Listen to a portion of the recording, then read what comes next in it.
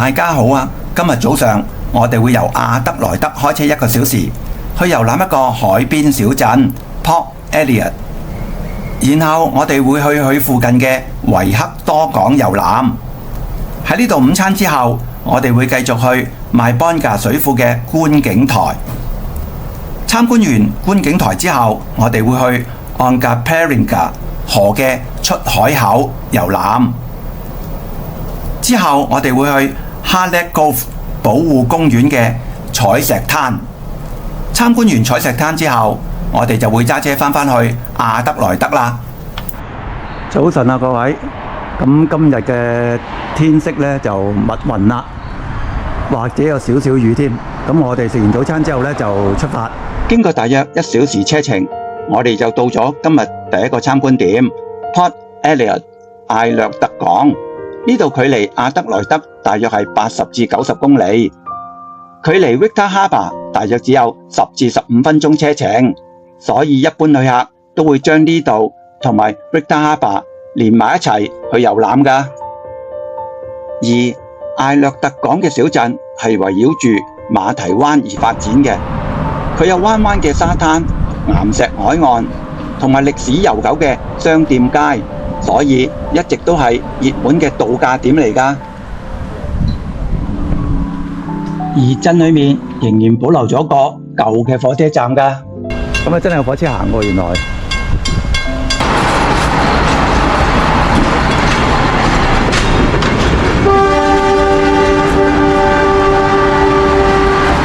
觀光火車嚟嘅應該係。咁呢度係鎮嗰個教堂，啊都幾靚啊，紅色。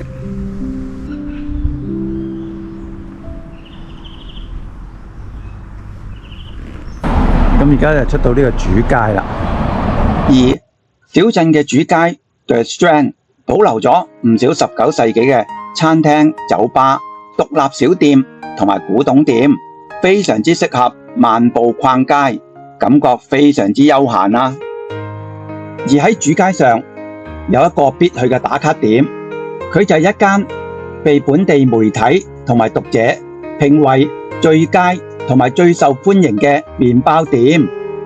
佢被當地人叫做南澳經典必吃鄉村麵包店。麵包店從1860年起就喺呢個地方做麵包，現址仍然保留木炭烤爐。麵包店每日仍然係現烤麵包、批同埋派，而且有鹹有甜嘅選擇。更加特別嘅就係佢每月都有一款創意嘅當月甜甜圈，味道玩到好誇張，值得一試㗎。呢個店門外經常都大排長龍，所以大家要有耐心一啲啊。近年由於好多旅客都嚟過呢間麵包店同埋試佢嘅麵包，喺網上高廣泛流傳，而使到呢個麵包店成為一間網紅麵包店。嚟到呢度，我哋當然有買佢嘅撻同埋批試一試啦。我喺買咗個好似蛋撻嘅嘢啦，呢個係羊批嚟㗎，佢話呢個 strawberry cherry。咁啱啱食完，個味道唔錯喎，大家有機會嚟真係嚟呢間嘢試一試，佢啲麵包蛋糕都 OK 喎。食完麵包同埋蛋糕之後，我哋大約揸咗10分鐘車，就嚟到 Victor Harbour 維克多港啦。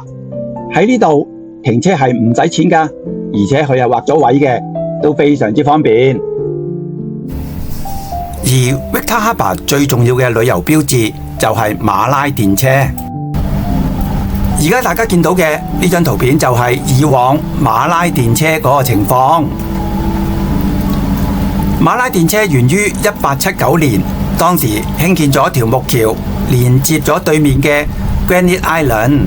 後來就喺橋上補上呢個路軌，用馬拉車喺橋上運送貨物同埋乘客。而呢條路線係世界上僅存少數仍然營運之中嘅馬拉電車之一，亦都係 Victor Harbour 嘅招牌體驗。咁呢個就係嗰個購票中心啊！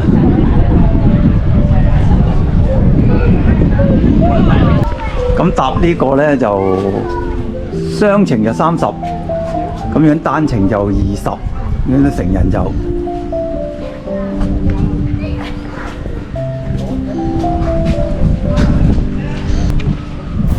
而現時連接 Victor Harbour 同埋 Jenny Island 嘅木橋已經俾呢條混凝土橋所取替，但係仍然保留咗一部分嘅木橋俾旅客參觀同埋拍照。咁我哋睇下條木橋，咁真係木嘅喎，以前。咁呢度就係嗰個鐵軌啦，咁啊舊嗰條路啦，呢度就係。咁啊以往係咁嘅。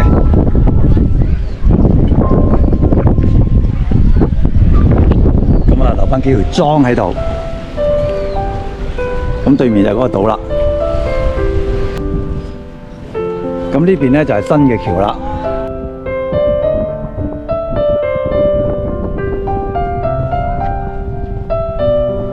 咁啊馬拉車啦，呢隻馬。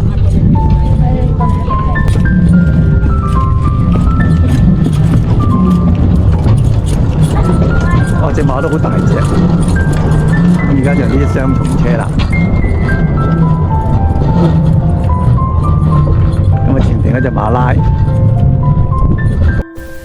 邊行邊拍照，我哋大約用咗20分鐘就去咗對岸嘅 Quinte Island 啦。呢度就嗰條橋啦，新舊兩條橋。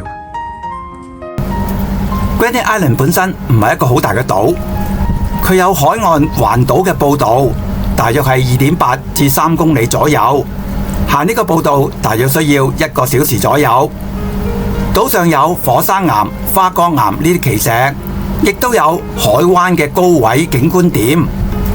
由於行呢個島都非常之輕鬆，所以都非常之受一般家庭歡迎㗎。啊，下邊都好多雀仔喎，原來大嘴鳥啊！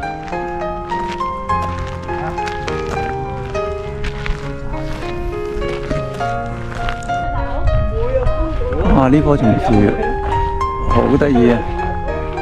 島上都種咗好多呢啲花，好靚。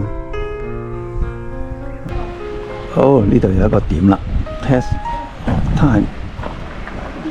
就係講呢嚿石，哇，好似頂帽咁喎，笠落嚟都幾過癮，幾得意。呢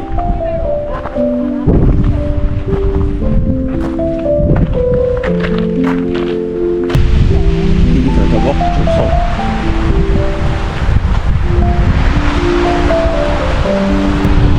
哇！呢堆石好得意啊，全部都滑捋捋啊，同埋中間咧俾啲海浪鋸開晒。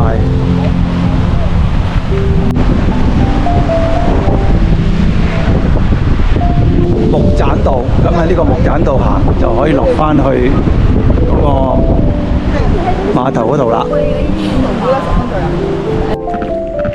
咁頭先我哋就喺嗰個木梯嗰度行落嚟啦，一落到嚟咧就有個餐廳嘅。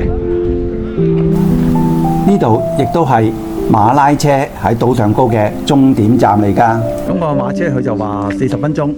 最後一班係1點喎，咁落咗車咧，其實就可以沿住呢個木梯就行上去，行一個圈嘅。咁我哋而家就翻過去碼頭嗰邊啦。咁我哋用咗1個鐘頭。咁呢度再去前邊咧，就係嗰個電車嗰個博物館啊，少少嘅，呢度直去。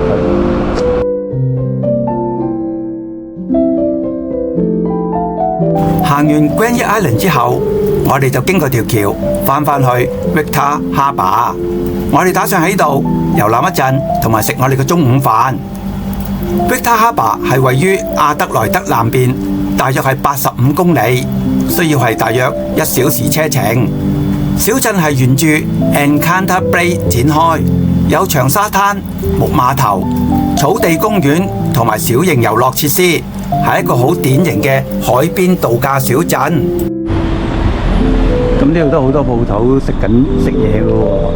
咁地下嗰啲通常都係啲餐廳啊，同埋有啲賣啲 souvenir。咁我哋就試下呢一間。咁呢個 Original Fish Shop。咁我哋就喺呢度食少少嘢。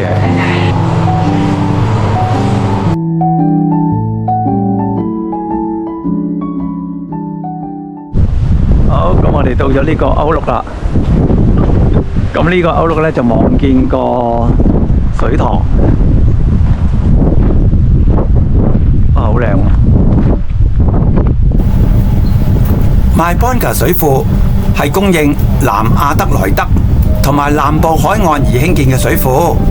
喺觀景台，我哋可以俯瞰整個水庫，混凝土拱形嘅壩身同埋泄洪道，周邊係叢林、草地同埋山丘，風景都非常之美麗。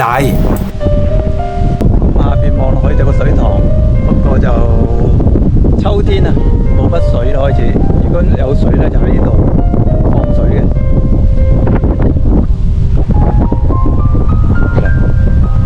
我哋又揸咗32分鐘車，就到咗另一個海灘啦。咁呢個咧就係網紅海灘嚟嘅。而呢一條Onkaparinga 嘅河口出海口一帶係沙咀、瀉湖、河道彎彎嘅組合，一邊係白沙灘，一邊係河口平靜嘅水面同埋紅樹濕地，顏色分層，非常之靚。好靚喺度，好廣闊啊！哇，個沙灘好大啊，其實真係。River mouth 就係河，咁啊有個沙丘，咁啊同個海，咁好似條脷咁樣，好得意。咁條河喺度轉彎啊！咁呢度似唔似一個舌頭咧？啱啱條河轉彎，咁就係呢度啦。哇！啲雲咧啱啱有太陽射落去海嗰度啲陽光，好靚。哇！埃德萊德其實好多海灘，周圍都係海灘。呢個觀景台值得上嚟行下，好靚啊！你見到條河同個海個交界處，係啊。離開咗沙灘之後，我哋大約揸咗35分鐘車，就嚟到 Hadley Cove Conservation Park。我哋嚟呢度唔係行去個步道，我哋係想遊覽一個採石灘。採石灘實際上係一個海邊佈滿咗5顏6色嘅冰川飄瀝嘅大石灘。因為花崗岩同埋麻片岩長期俾海水沖刷同埋風化，表面就出現咗紅、啡、灰、粉橙等唔同嘅色澤，同深色嘅沙石灘形成強烈嘅對比，好似一個採石灘，感覺非常之靚啊！但係嚟呢度呢嘅朋友呢就欣賞好啦，就冇諗住執石啊！如果俾人知道呢，要罰8500蚊澳紙啊，唔係港幣啊！所以你嚟欣賞睇下好啦。咁你見到啲石呢，有唔同嘅花紋啊、顏色啊，都幾靚嘅。嗱，呢個好似黃色，咁呢個綠色。哇！呢啲石呢，好有紋啊！阿德萊德嘅夕陽啊！